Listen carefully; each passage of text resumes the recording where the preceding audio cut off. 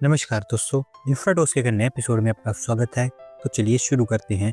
पहली खबर की शुरुआत करते हैं महाराष्ट्र से, जहां पर नासिक के ओजेरी एयरपोर्ट का एक्सपेंशन स्टार्ट हो चुका है, क्योंकि महाराष्ट्र के सीएम के द्वारा इसको लेकर फाउंडेशन रखने का काम कर दिया गया है। दोस्तों, हालांकि नासिक एयरपोर्ट एक इंटरनेशनल एयरपोर्ट है, लेकिन यहाँ से कोई इंटरनेशनल फ्लाइट ऑपरेट होती नहीं है। बहुत सारी डोमेस्टिक फ्लाइट्स यहाँ से ऑपरेट होती हैं। और अभी क्योंकि एचएएल भी इसका इस्तेमाल करती है एयरक्राफ्ट की टेस्टिंग के लिए, तो बड़े नंबर में फ्लाइट्स यहाँ पर ऑपरेट नहीं हो पाती है, जबकि डिमांड यहाँ पर है, जो अब आपको होता हुआ दिखाई देगा अपग्रेड के बाद। क्योंकि सबसे पहले यहाँ पर टर्मिनल बिल्डिंग को एक्सपांड किया जाएगा, जो पीक आवर्स में 300 की बजाय 1000 पैसेंजर्स को हैंडल कर पाएगी। इसके अलावा नया apron, arrow bridges, advance security systems और कुछ और नई फैसिलिटीज यहाँ पर बनाई जाएंगी। 640 करोड़ रुपए इसके ऊपर खर्च की जाएंगी। और क्योंकि कुंभ मेले के लिए इसको बनाया जा रहा है, तो उससे पहले पहले ये कंप्लीट हो जाएगा। अगली दोस्त अपडेट इसरो से है, जहां पर चंद्रयान 4 की कुछ रिजल्ट्स हमारे सामने निकल कर आ गई हैं। और अभी इसरो के ऑफिशियल्स के द्वारा बताया गया है कि चंद्रयान 4 की लैंडिंग को लेकर साइट शॉर्टलिस्ट कर ली गई है। तो दोस्तों, आप जानते हैं कि चंद्रयान 4 में इसरो का टारगेट ये है कि रोवर मून पर जाएगा और इस बार लूनर सैंपल्स को धरती पर लाने की कोशिश की जाएगी, ताकि धरती पर लाकर उनकी टेस्टिंग की जाए। चंद्रयान 2 में ऑर्बिटर हाई रेजोल्यूशन कैमरा के द्वारा जो इमेजेस कैप्चर की गई थी, उन्हीं का इस्तेमाल करते हुए साउथ पोलर रीजन में एक रग्ड लैंडिंग साइट को शॉर्टलिस्ट किया गया है, जहां पर चंद्रयान 4 लैंड करेगा। ऑलमोस्ट 1 किलोमीटर स्क्वायर का ये पैच है माउस माउंटेन के पास। और अभी हुई इसको लेकर प्रिपरेशन चली रही है, तो आगे चलकर आपको और चीजें देखने को मिलेंगी। अगली दोस्त अपडेट दिल्ली से है, जहां पर municipal corporation of Delhi 8 markets का रीडेवलपमेंट करना चाहती है। और इसके लिए उन्होंने सीएम डेवलपमेंट फंड के अंतर्गत 145 करोड़ रुपीस स्टेट गवर्नमेंट से डिमांड किए हैं। तो अगर आपने कभी भी दिल्ली विजिट किया है, तो आपको पता होगा कि दिल्ली के अंदर आपको बहुत सारे पुराने और भीड़ भाड़ वाले मार्केट देखने को मिलेंगे, जिनका स्ट्रक्चर काफी खराब हो चुका है, बहुत ही बुरी कंडीशन में है। और उन्हीं में से अभी 8 मार्केट शॉर्टलिस्ट किए गए हैं रीडेवलपमेंट के लिए, जिसमें साउथ मोती बाग पर 3.9 करोड़ रुपीस, वसंत कुंज B7 मार्केट पर 3.2 करोड़ रुपीस, डिस्ट्रिक्ट सेंटर पर 15.8 crore rupees, Janakpuri A3 block पर 3.2 करोड़ रुपीस, नेताजी सुभाष प्लेस पर 52.8 करोड़ रुपीस, दीप मार्केट में 12.2 करोड़ रुपीस, मंगलम पैलेस मार्केट में 37.8 करोड़ रुपीस, जबकि कड़कड़ुमा में भी 17.3 करोड़ रुपीस खर्च करके इनको कम्प्लीटली रिडेवलप किया जाएगा। अगली दोस्त अपडेट उत्तराखंड से है, जहां पर चंपावत डिस्ट्रिक्ट के टनकपुर में शारदा रिवर कॉरिडोर का काम स्टार्ट हो गया है, और इसको लेकर सीएम के द्वारा फाउंडेशन रखने का काम किया गया है।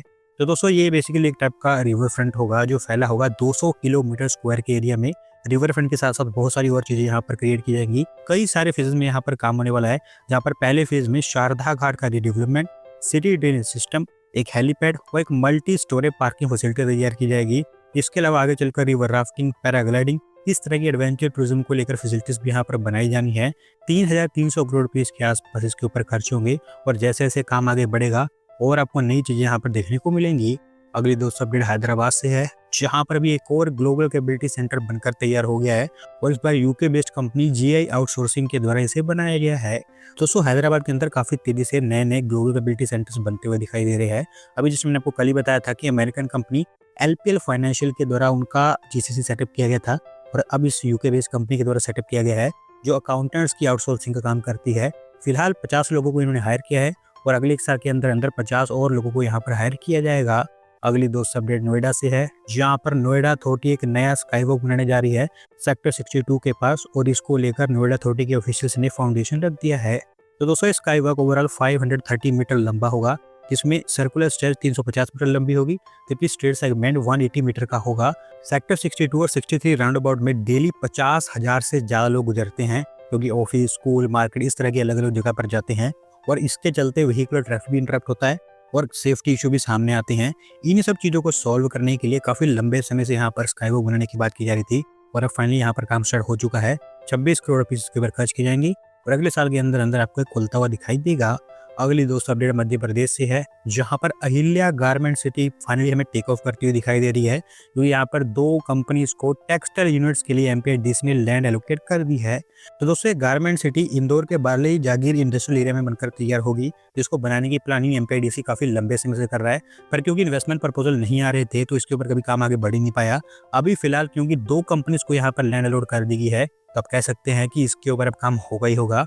कुल मिलाकर 33 हेक्टेयर्स के एरिया में फैली होगी, और उसमें से 24.5 hectares of land in 2 companies को एलोकेट कर दी गई है, जो बड़े स्केल की टेक्सटाइल मैन्युफैक्चरिंग यूनिट्स यहाँ पर सेटअप करेंगी। और एक बार जब ये गारमेंट सिटी पूरी तरह से बन जाती है और यूनिट्स यहाँ पर तैयार हो जाती हैं, तो सरकार को उम्मीद है कि 2500 करोड़ रुपीस की इन्वेस्टमेंट अब आएगी और साथ-साथ 30,000 से ज़्यादा जॉब्स इसके थ्रू जनरेट होंगी। अगली 2 सब्जेक्ट तेलंगाना से है, जहाँ पर तेलंगाना की पहली मेगा फ्रेट एग्जामिनेशन फैसिलिटी को रेलवेज़ ने अप्रूवल दे दी है और इसके लिए साउथ सेंट्रल रेलवे जोन ने लैंड स्काउटिंग स्टार्ट कर दी है। तो दोस्तों, जैसा कि मैंने आपको बताया कि लैंड स्काउटिंग यहाँ पर एससीआर के द्वारा स्टार्ट की गई है, तो साउथ और सेंट्रल रेलवे जोन ही इसको सेटअप भी करने वाला है। वारंगल रीजन में इसको बनाने की बात की गई है, जहाँ पर गुड्स वैगन्स की पीरियोडिक ओवरहॉलिंग के साथ साथ रूटीन ओवरहॉलिंग का काम भी हो पाएगा। फिलहाल तेलंगाना में अभी इसी टाइप की कोई भी फैसिलिटी नहीं है। अगर तेलंगाना में गुड्स वैगन की ओवरहॉलिंग का कोई काम आता है तो उसको आंध्र प्रदेश में भेजना पड़ता है, वहाँ पर उनकी ओवरहॉलिंग होती है। लेकिन एक बार ये फैसिलिटी बन जाएगी तो ये नीड ही खत्म हो जाएगी। महबूबाबाद से काजीपेट के बीच लैंड स्काउटिंग अभी की जा रही है। एक बार जब लैंड फाइनलाइज हो जाती है तो उसके बाद डीपीआर तैयार होगी और इनिशियल एस्टिमेट्स ये है कि 1000 करोड़ रुपीस खर्च करके इस फैसिलिटी को तैयार किया जाएगा। अगली दोस्तों अपडेट उड़ीसा से है, जहां पर उड़ीसा के चीफ मिनिस्टर के द्वारा Bhubaneswar Puri Paradip economic region plan unveil कर दिया गया है और इसे आप कह सकते हैं कि आगे चलकर ये उड़ीसा का मेन इकोनॉमिक इंजन बनेगा। तो दोस्तों, ये master plan basically NITI Aayog के द्वारा प्रिपेयर किया गया है, जो देश की बहुत सारी अलग अलग सिटीज के लिए तैयार कर रही हैं, जिसमें मुंबई, सूरत, वाराणसी, विशाखापट्टनम इनके लिए पहले तैयार हो चुके थे। अब ये ओवरऑल 5th प्लान है, जहां पर खोरदा, कटक, पुरी और जगत सिंहपुर डिस्ट्रिक्ट को मिलाकर 11,892 किलोमीटर स्क्वायर का इकोनॉमिक रीजन बनाया जाएगा। मुंबई मेट्रोपॉलिटन रीजन से ये 2 गुना होगा, जहां पर metals, biotech, textiles, chemicals, tourism, education और आईटी सेक्टर से रिलेटेड 80 बजट सभी प्लान किए गए हैं। फिलहाल ये पूरा रीजन उड़ीसा की जीडीपी में 19% कंट्रीब्यूट करता है और 22.4 बिलियन डॉलर के आसपास इसके आउटपुट है। टारगेट ये है कि 2047 तक इसको 500 बिलियन डॉलर तक ले जाया जाए। अगली दोस्तों update high speed rail corridors को लेकर है, जहां पर रेलवे बोर्ड ने एनएसएसआरसीएल को कह दिया है कि जो 7 high speed rail corridors union budget के दौरान अनाउंस किए गए थे, उनके ऊपर काम स्टार्ट कर दिया जाए और अभी फाइनली आप कह सकते हैं कि इनके ऊपर एक्चुअल काम हमें स्टार्ट होता हुआ दिखाई देगा। तो दोस्तों, यूनियन बजट में जो 7 नए high speed rail corridors announce किए गए थे, उसमें से बहुत सारे कॉरिडोर्स तो ऐसे हैं जिनके ऊपर डीपीआर काम चल रहा है, कुछ ऐसे हैं जिनके ऊपर डीपीआर कंप्लीट हो चुका है और कुछ ऐसे हैं जहां पर अभी सिर्फ सर्वे का काम चल रहा है।